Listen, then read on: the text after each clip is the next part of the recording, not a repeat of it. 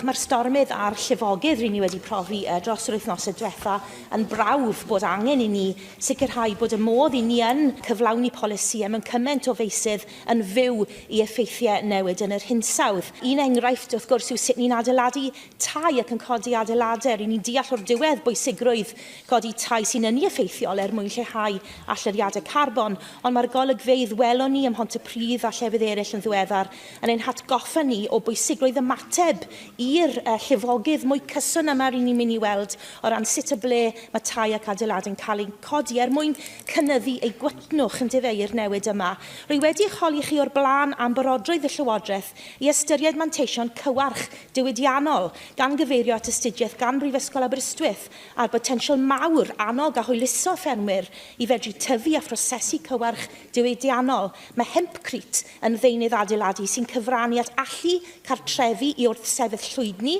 mae'n sychu mas yn gynt ac mae'n cynyddu wrth gwrs effeithlonrwydd ynni adeiladu. Mewn ymateb i fi, wnaethoch chi gydnabod bod ein dechnoleg wirioneddol gyffrous, a wnaethoch chi addo trafod gyda'ch swyddogion ac ymgysylltu gyda Llywodraeth y Deyrnas Gyfunol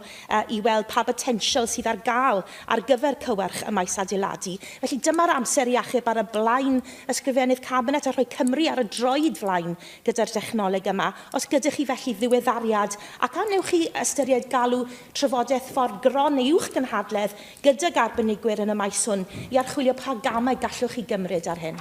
I notice at the fear of saying this that we appear to have in you, Sioned, now an absolute champion for hemp in terms of agriculture, but also hemp in terms of building as well. One of our focuses at the moment is actually to work on what we know there is already a supply chain